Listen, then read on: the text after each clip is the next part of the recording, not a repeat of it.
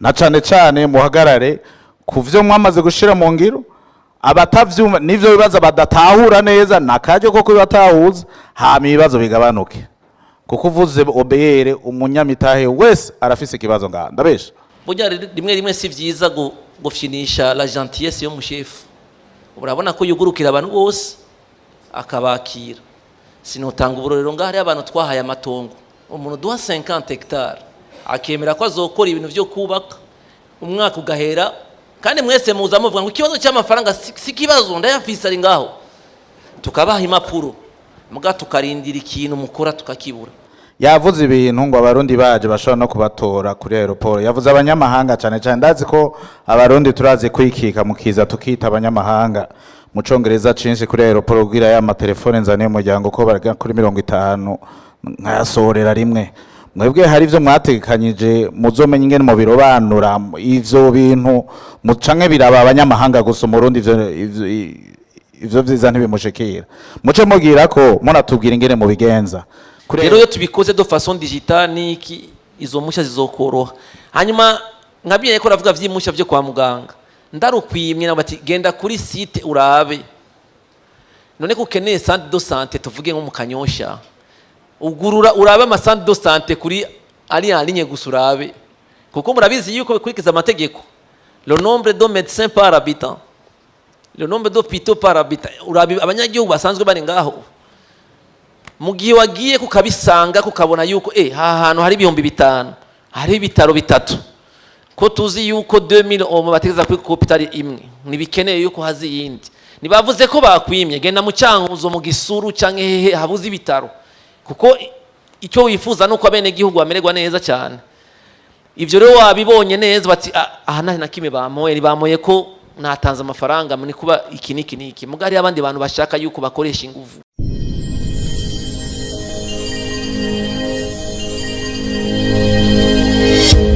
murakoze cyane mbere yo gutangura mbanze nshimira kano kajya keza mwaduhaye gusubira kuyaga ko si ubwa mbere mwakoze twashoboye kuyaga dufata umwanya ukwiye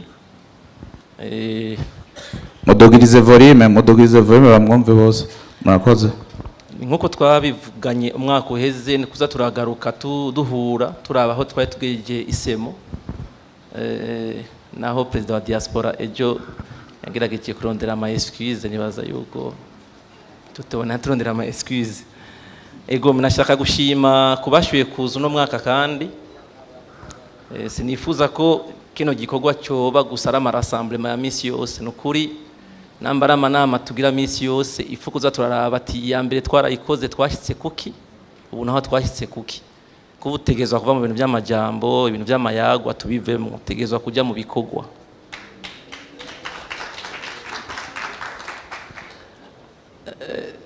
Dr. Yareje gupresenta ubunyene yavuze ikintu kijyanye na cohesion sociale mugaki ndabandanirizaho imbere ko nishuri ikibazo mu bagije yabivuze neza kubijyanye na diaspora sukuba gusa uba muri ico gihugu nuko ubufise iyo uzanana hanini abo tumaze iminsi turayaga ikintu tubuze muri bino bihugu by'iwacu kenshi tubuze ikintu cyitwa patriotisme nico kibuze hanini cyane kundaze rero benshi bashuye kuza no munsi atari uko baje gufata amafoto mugabo biteze ko kubona ko igihugu cyo hinduka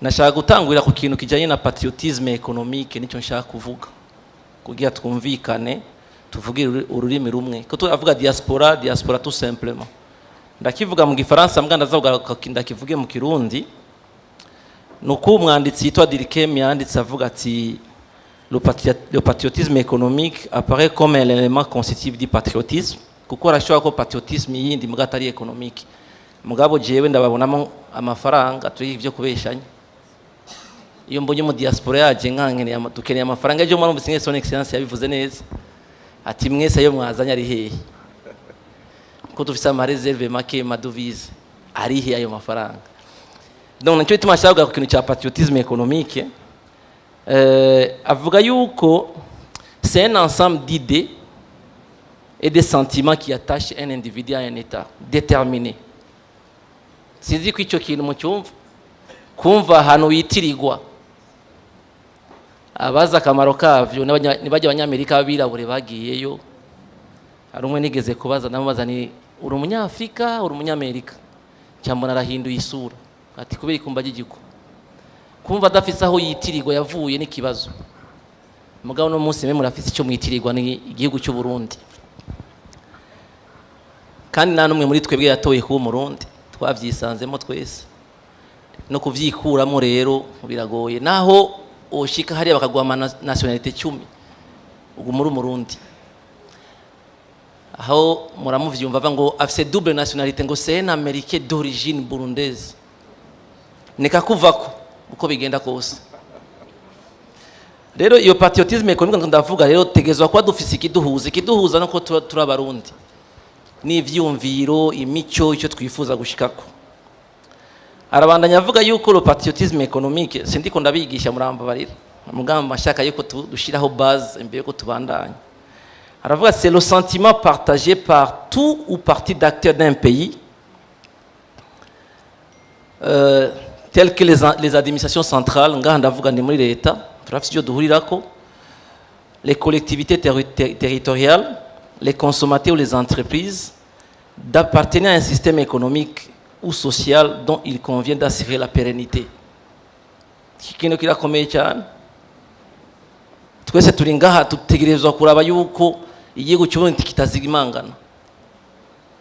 Nico gituma ubona nk'ibihugu nka Ukraine yo bagiteye ukumva abantu bose bafashe bagiye kugwana, nuko kugifuta biba bigoye cyane. Twe tutegerezwa kwasura la pérennité y'ikino gihugu.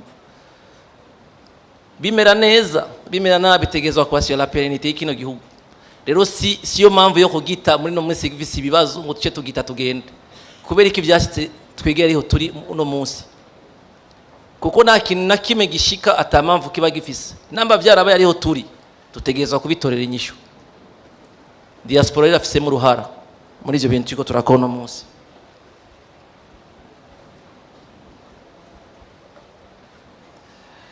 Ndabandanya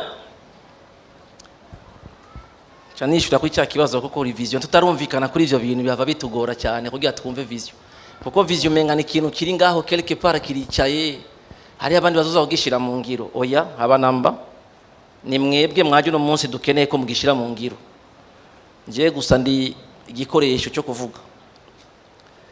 Baba ngo ce sentiment d'appartenance à un espace économique et social commun peut entraîner l'apparition chez nombre d'acteurs l'obligation morale de soutenir et de favoriser certaines activités nationales, parfois au détriment même de leurs propres intérêts. Ni kuvuga turarengera bijya bintu by'iwacu tusantuzi. Ivyo by'ubuhutu butusi yavuze by'abatu kwa byo tegezwa kubirengera, kuko ni cyafudika no munsi twese turafudika, tegezwa gukora ibintu bizana inyungu y'igihugu. Donc c'est à ce patriotisme économique rero qui font appel aux décideurs politiques que nous sommes gamwe twicaye ngaho imbere. Lorsque les intérêts économiques fondamentaux de leur pays deviennent menacés par des décisions d'acteurs étrangers, qu'il s'agisse des gouvernements, d'institutions internationales ou des entreprises étrangères, nous kuvuga yuko twumvise ikintu kiza kibangamira Tanganyika ngaha twese tuba concerne, twumvise ikintu kibangamira ngaha mu Gatumba tutigezwa kuba concerne, cyagiye amazi yatwara abantu tutigezwa kuba turi concerne twese. Icyo nicyo nshaka d'abord ko twoshaho umushingi. Mwambagire ikibazo kijanye n'uruhara rwa diaspora rero. Tubwire gira ko.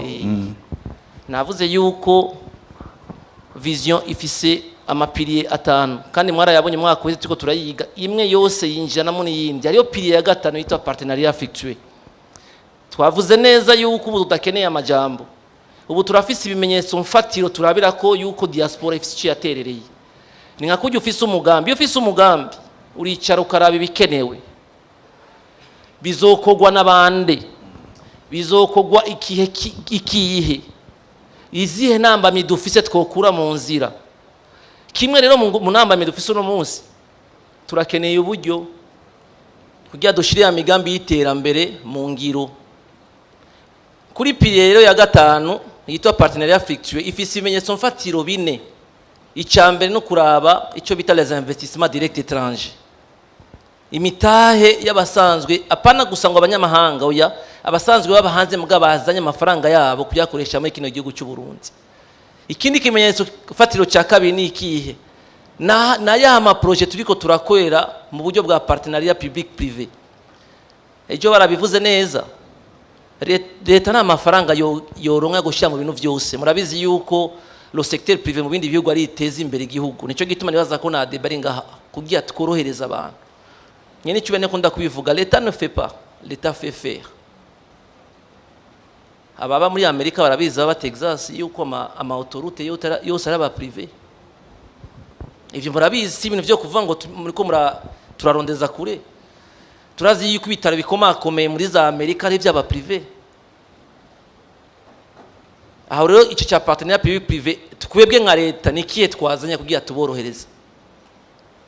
None tuzokorohereza gusa umuntu avuye Afrika y'Epfo afise nationalité y'aba Sud Afrique cyangwa umunyamerika, ko namwebwe tuzi ko ari abafise amafaranga, tuborohereza gute kugira mujye muri izo partenariat public privé.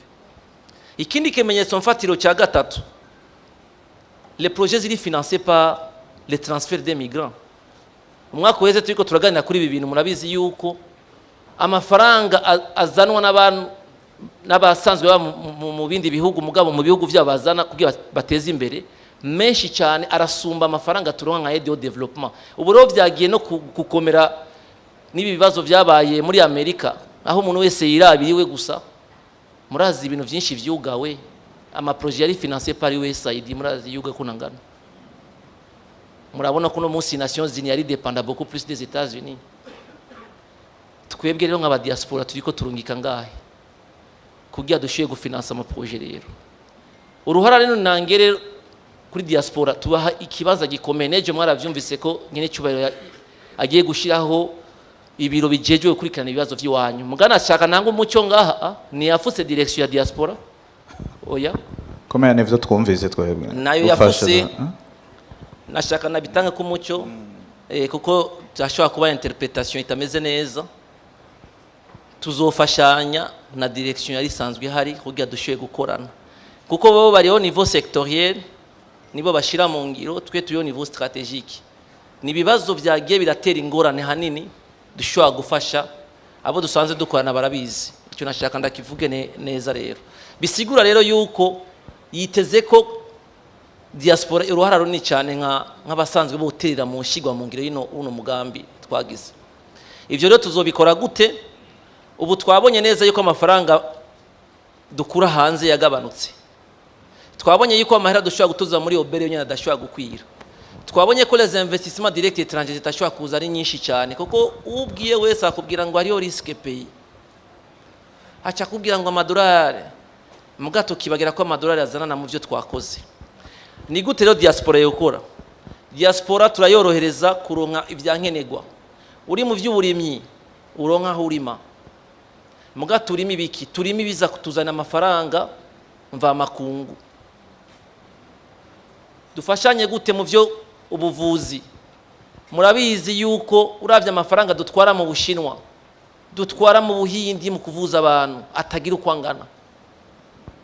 Ivy'ikigutu yarayikoze si ibintu byiza. Ishure bashizeho si ibintu byiza. Dufasha muri iyo nombero. Mu bijanye n'umuyaga nkuba, amasoko nanga nguvu, mwarabonye yuko dufise ubutare bwinshi cyane. Si ibintu by'agaseshisha rumuri ngaha, dufise ubutare bwinshi cyane. No mushaka yuko tuzana amasosiyete y'Abahindi, tuzana amasosiyete y'Abakanadiye kugira baze kuvyexploiter. Ikibazo badutera hanini, barazana amafaranga makeyi akemvestisa rimwe akachashaka gutahana menshi cyane. Muga turazi neza yuko nimwe yazana mwebwe naho muzo yatwara muri Canada, murazi yuko babagora kuyakurayo yose, ni muzo yahereza hariya. Ni muze rero dushire abantu ku kivi. Nabivuze neza, hari ufise ubwenge, hari ufise amafaranga, hari ufise inguvu ziwe, twese dushire hamwe dushoye gukora. Icyo twemeye twe muri leta nukorohereza abo muri diaspora. Mugabo rero nashaka mvuga akantu kamwe, abo sandi dumaze imisi dukorana dufasha, mugabo gasanga harimo n'ububeshi. Jewe mu mwaka n'igice maze hajya ahantu ndamaze kubona benshi baza batubesha. Tuza twemera ibintu byinshi cyane. Burya rimwe si byiza gufyinisha la gentillesse yo mu chef. Urabona ko yugurukira abantu bose akabakira. sinotanga uburorero ngaho hari abantu twahaye amatongo, umuntu duha 50 hectares akemera ko azokora ibintu byo kubaka, umwaka ugahera kandi mwese muza muvuga ngo ikibazo cy'amafaranga si kibazo ndayafise ari ngaho, tukabaha impapuro muga tukarindira ikintu mukora tukakibura. Mugabo twaricungereye turumvikana ku biringo, uyo mugambi wawe uje gushira mu ngiro tuzokora mu myaka ingahe, ari mu myaka 2 duce tuza dutanga urupapuro rw'inzira nke tuzobishira mu ngiro. Perezida wa diaspora yaravuze ku kintu kijanye no kubaka ijya hoteli kuri aeroport. Turabe rero ivyo turiko turakora yuko biza vyunganira ivyo turiko turakora, nidukora du projet de façon kamwe karizore hariya, mwumvise centre de santé yavuze iri hariya mu kuzimu, kugira shikane n'amatara biragoye. Ni muze rero tuvugane hanyuma dushuye gukora imigambi y'iterambere. Nyakubahwa Alain, bampaye akazi kagoye, akazi ko gucunga umwanya n'aba bantu twicaranye ngaha biraza kugorana, ariko ahanini nashaka turaza kugaruka ku bibazo kuko ariko avuga ibintu by'inkoramutima. Ndazi ko umwe wese afise ikibazo kimwe canke bibiri ku bintu yamaze kuvuga gushika nka nyemerera. Rero duse n'ababandanya kidogo twegere Dr Reverien. Docteur, ari ibintu byinshi umwubaha yajeje kudusigurira, hama comme appel yagizwe ku barundi baba hanze kuza guterera mu gihugu, mwebwe kuri muri ADB, Agence de Développement du Burundi, mubafasha gute, muborohereza gute, nigiki kintu batazi mwatanguje kizofasha yabo icungego canke ama entreprise yabo canke mashiramwe ariko barazana azokora ku buryo ibibazo canke imbono ya 2040 ishigwaho bifashijwe namwebwe kote yanyu ya ADB, kuko tuzi neza ADB murafise ibikorwa bikomeye cyane c'ama exoneration mukoranye na za OBR. Biriko bigenda gute, nibiki mwashize mu ngiro canke biko bigenda gute kugira twumenye yuko diaspora yugururiwe imyango muri investissement y'igihugu? Mudufasha. Murakoze cyane kwa kanya mu mpaye, ngira ngo ndavye ikibazo mumbajije n'umwanya kumbure mpava bitanyorohera na jewe kubivuga byose mwanya muto biboneka ko nahawe, mugabo nibaza ko nza kugerageza. Ubwa mbere nagomba mpere nkuko wabivuze, mvuga yuko ikigo ADB dusanzwe turongoye ni ikigo kijejwe iterambere ry'igihugu, nkuko ayo majambo nyene asanzwe abivuga. Ariko ngaho icyo abantu bokumva nuko ico kigo nyene nico kijejwe mu bisanzwe hanini ivyo guhamagarira abanyamitahe baba abanyamahanga canke abarundi basanzwe barangurira imirimo yabo ngaha mu Burundi canke mbere no mu mahanga ariyo diaspora. Rero dufise uburyo butandukanye dufashamwo kugira ngo tubahamagarire gushinga imitahe yabo mu Burundi, n'ivyo tubafashamwo. Ngira ngo nivyo ngomba ngaruke ko nico kibazo mwambajije. Ariko imbere yaho ntaravyibagira, namye nkurikirana kuvejo mbere n'uno munsi, novuga yuko natangaye nsanze hari abantu biboneka yuko umenga ikigo ADB ntibakizi ko kiriho n'ivyo kijejwe. Ibi mvuze ko noba nsa n'abatangaye kubera yuko twararosa akanya ko guca no kuri radio na televiziyo by'igihugu, mbere turi kumwe n'abasanzwe barongoye diaspora abanyene bahari tugaragaza kubisigura. Rero nagomba ndabigaruke ko gatoya kugira ngo uko kwihenda kumbure ntikuzosubire. Ntitwifuza yuko twosubira kumva umuntu wo muri diaspora, umurundi wo muri diaspora avuga yuko yoba yaragojwe gushikira umurongozi ubucanke uriya mu bisata bitandukanye, haba nko mu bushikiranganje n'ahandi, kugira ngo bayage kuco bakijanye n'umutaha ashaka gushinga mu gisata ciwe. Kuko mu vy'ukuri ivyo ntivyotegerezwa kuba mu gihe twebwe duhari, kuko mu vyo tujejwe nyene cyambere nico. Mwibwirizwa ridushinga ryashizweho mu 2021 risubira ryo mu 2008 riravuga neza article 28 murashira kuyisomera yuko ADB mu bisanzwe niwo muryango w'ubwinjiriro ku mu investisseur wese ashaka gushinga imitahe mu Burundi. Hanyuma kandi niyo bacavuga mu gifaransa ni le seul interlocuteur niko vyanditse nuvuga yuko ushaka gushikira uwo wese wipfuza kubijanye no gushinga umutahe byo kubera vyiza yuko uca iwacu kuko ni twebwe duheza rero na cyane cyane nk'abari muri diaspora naho butari ngaha tuca tuguma tuvugana iryo jambo interlocuteur nico bisigura kugira ngo tugufashe kumenya bimwe warondera mu shikiranganje kanaka aho bigeze niko biko biragenda yuko umugambi wawe ushobora gushigwa mu ngiro aha rero mbere twebwe turanavyoroshamwe cyane anciye mbarira na babandi bigera kubaza kijanye no guhamagarira mbere abandi banyamitaha atari n'abarundi ukuntu boza ngaha mu Burundi nuko twebwe twashizeho n'uburyo bwo gushobora mbere no kuza kwakira n'abanyamahanga bagishika mbere no kuri aeroport nico nashaka ndakivuge aha nagoma nshimire bamwe bakomera amashi ibintu vyiza bibaye no kubikomera amashi hama tuyage twumvikana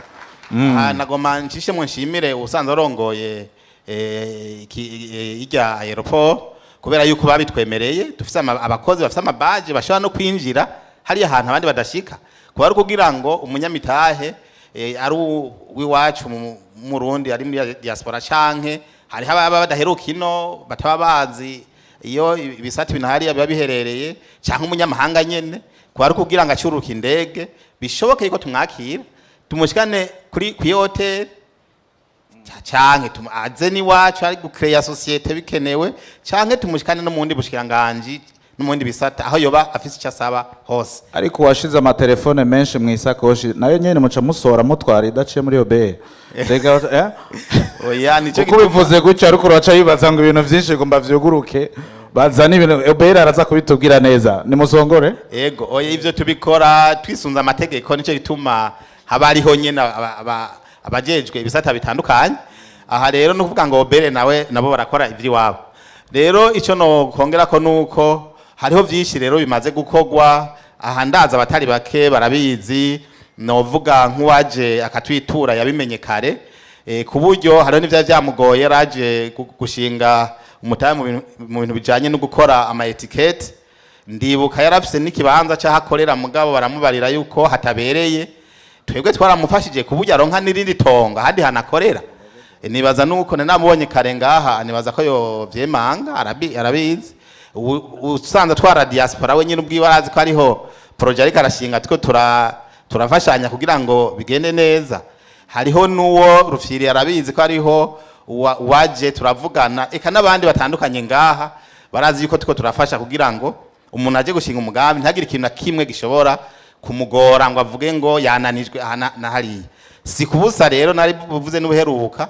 ikigo cyacu bagikuye mbere gutwarirwa mu bushikiranganje hanyuma ahubwo kigatwarirwa mu biro bikuru by'umukuru w'igihugu ni kugira ngo nyene ntihagire umuntu yaba yibaza yuko byo hava bigorana vyagenze gutyo ariko kandi ico kigo baca bakigumiza inyuma ya biriya biro by'umukuru w'igihugu sinzi ko mutahura igituma ni kubera yuko bavuga bati nimutwarirwe ibwami mugabo mushobore kuba abantu bashaka gushikira vyoroshe nuvuga yuko rero twebwe nubu naho mbari ruti ndakeneye yuko tubonana ndakubarire ubu nyene je tubonana tukaca tuvugana hanyuma bibaye ngombwa rero mugabo abegereye ibwami nabo baba hari dushobora ari byo biturengeye kumbure dushobora kuca tubarira nico gituma ba ale basanzwe bakorera hariya tuba turi kumwe tuca tuvugana ubwo nyene mu kurangiza rero novuga yuko murabizi ko no kugira ngo utangure gukora ibikorwa vyiwawe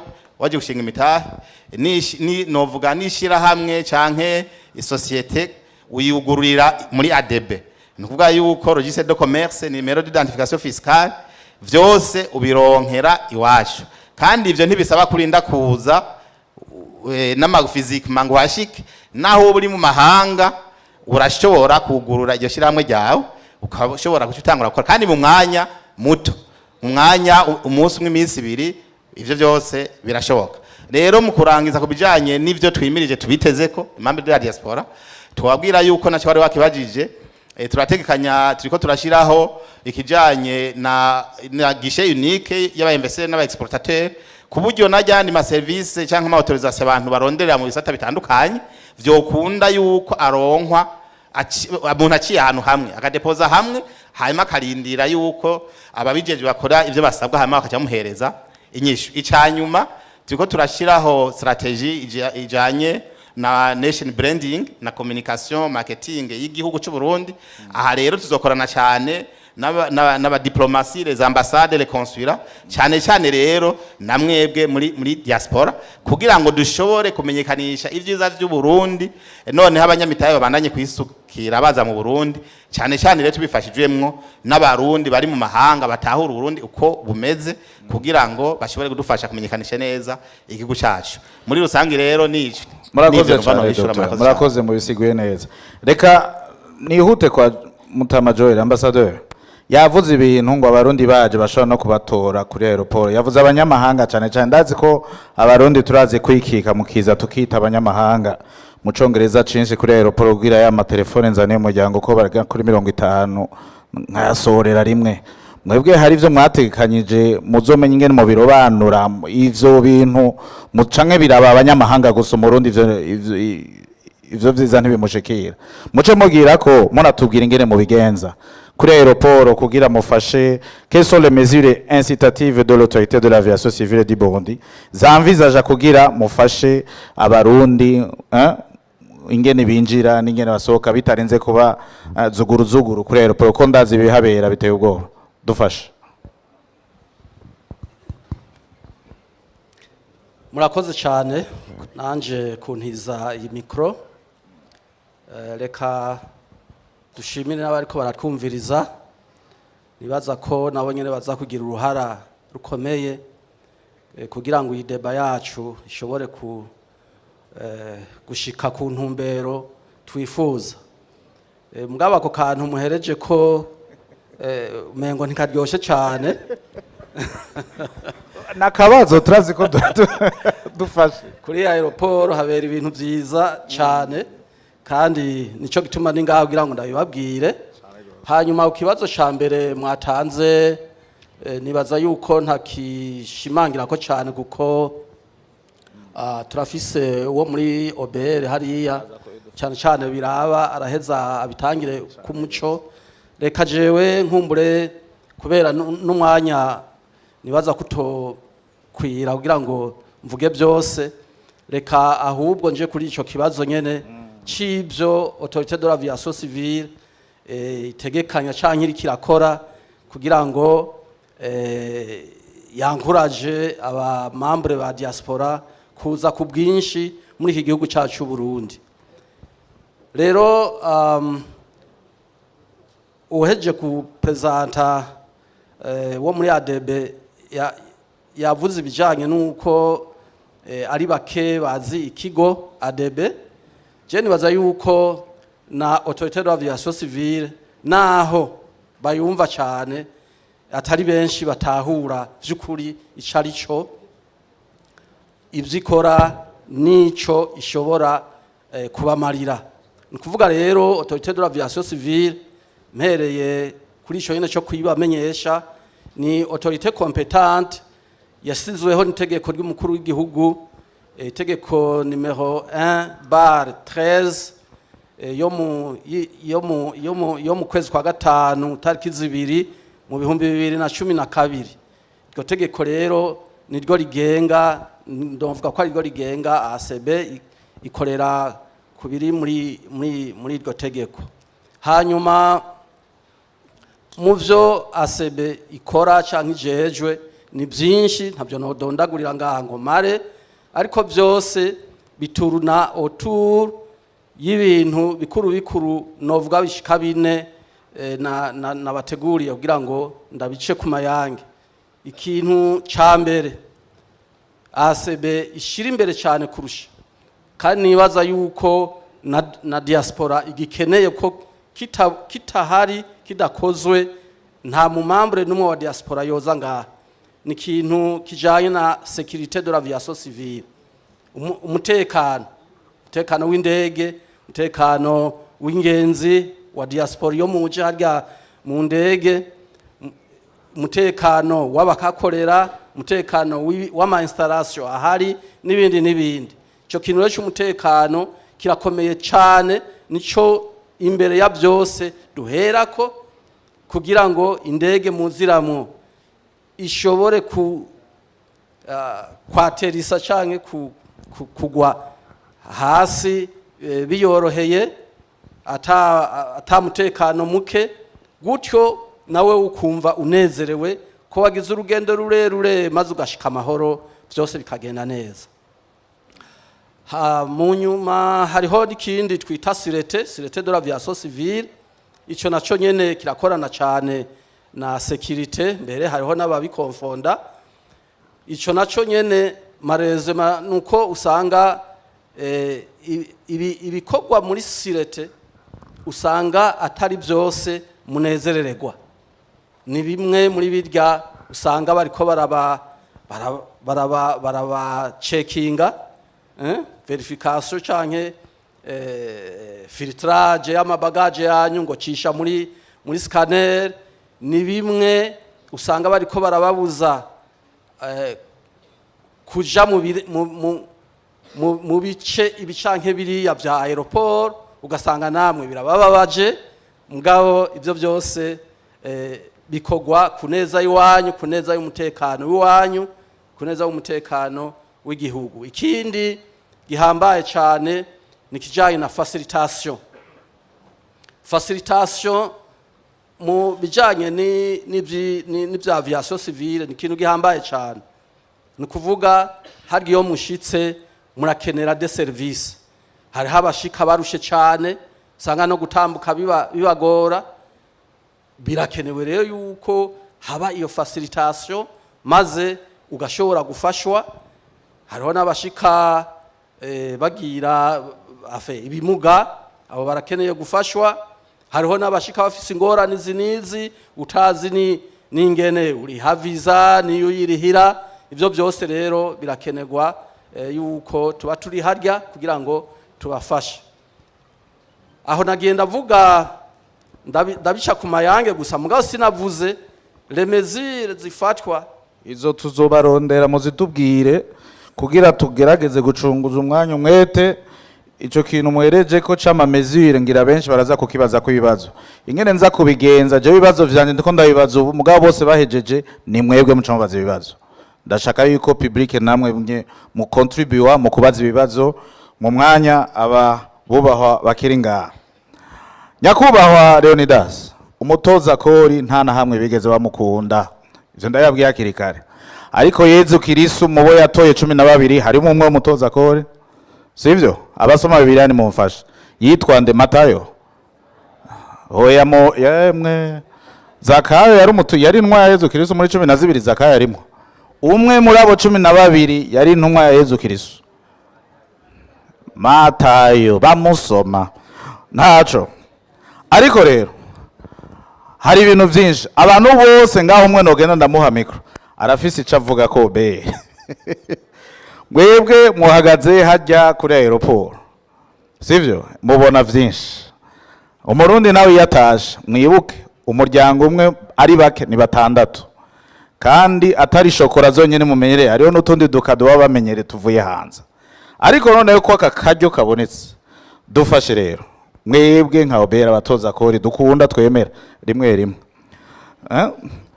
nibi udufashe nizihe ngingo mwashize hamwe kugira zifashe aba diaspora koroherwa mu mirimo yabo ya misi yose, na cane muhagarare kuvyo mwamaze gushira mu ngiro. Abatavyumva nivyo bibaza badatahura neza nakaryo ko kubatahuza hama ibibazo bigabanuke, kuko uvuze obere umunyamitahe wese arafise ikibazo ngaha. Ndabesha mutamale ngaha atubwire mbe iyo bigeze mu moja, kuko ngaha benshi barazi ko iyo hageze mu mpusha les autorisations hariho frein icikubitikwa aho nyene umwanya ukatakara. Est-ce que ivyo mwari mubize ko ari uko biri? Nyimba mwari mubizi hari cyakozwe kugira ico kibazo nigize gisubire kubuza diaspora kubandanya kuri kwamye? Murakoze kunsubiza ijambo. Muguma mugaruka ico kintu twaravuze ko ari ikibazo kijanye n'ibiturire, si kuvuga yuko ari ikintu twonyegeza n'ikintu gisanzwe gihari, ni ingwara tugwaye.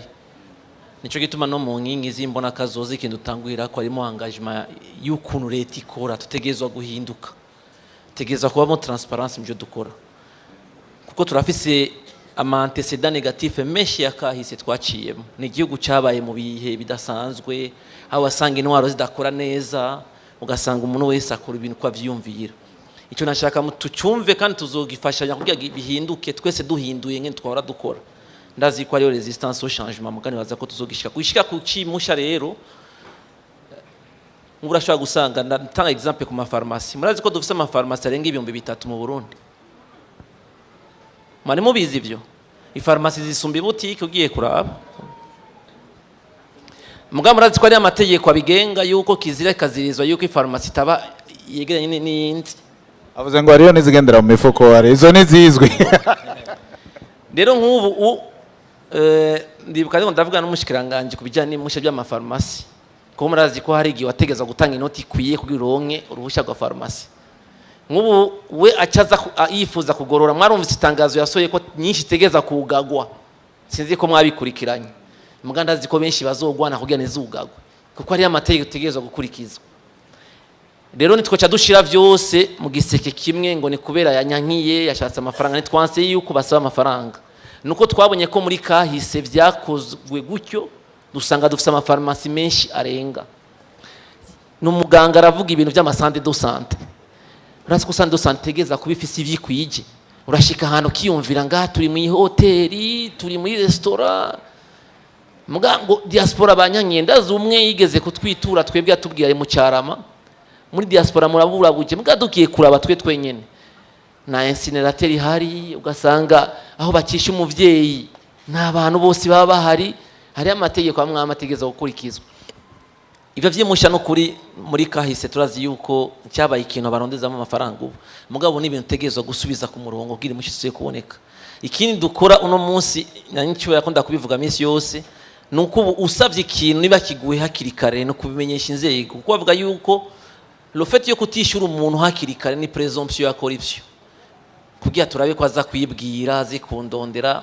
Mwebwe barakunda kubakarira cyane kuko bazi yuko mufise iminsi mikeyi iyo kugira muke musubira inyuma, reka turabe kwanza yuko azoturondera. Abantu benshi mitwe ngo nico gituma rero nka bijya biro yavuze ko bizoshigwaho ni kugira abafise ibyo bibazo bene ivyo dushoboye kubafasha mu gutora inyishu ibibazo byabo. Sikuvuga yuko bose bafise rezo, twavuze yuko n'abava hanze mukunda kuvuga ngo n'abafrappere bazangara abafrappere kweri baraza bakadufrapa sawa sawa.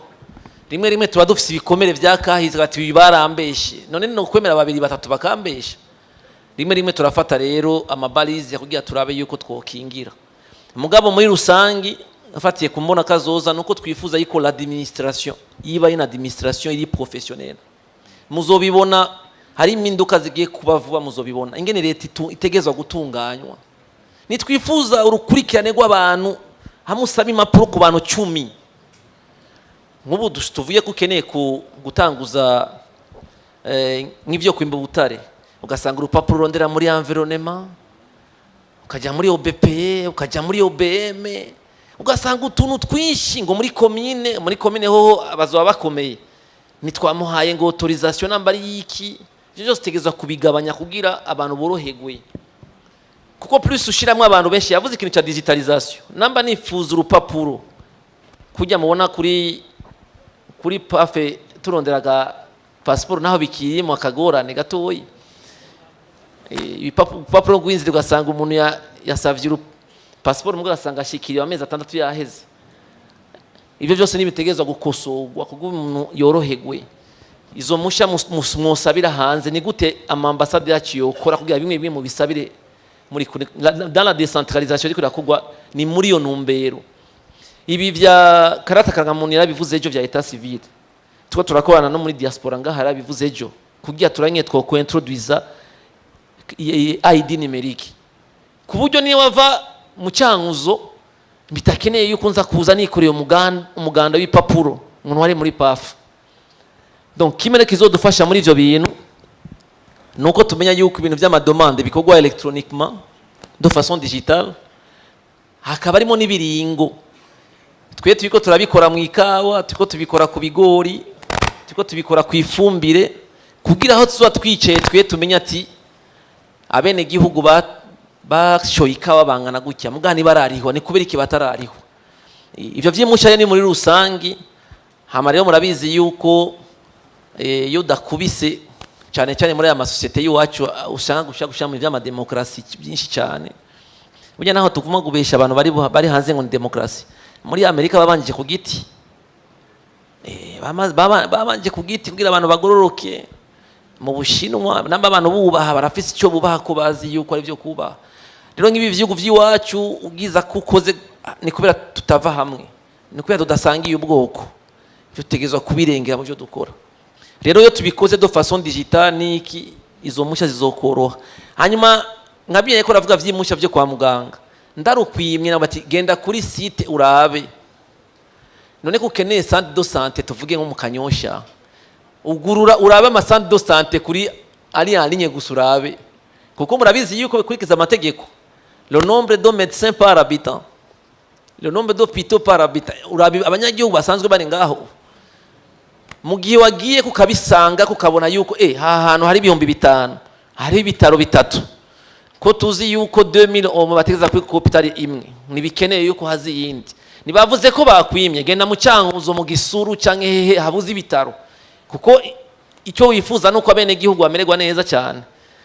Ivyo rero wabibonye neza bati aha na kimwe bamoye ko natanze amafaranga muri kuba iki mugari abandi bantu bashaka yuko bakoresha inguvu. No muri diaspora ati turazinanya n'akazonsabira niki ivyo navyo nyene tubireke. Nico nashaka kuvuga ivy'imusha turabizi mugabo nibaza ko ari ikintu murakoze cyane avuze ikintu gikomeye cyane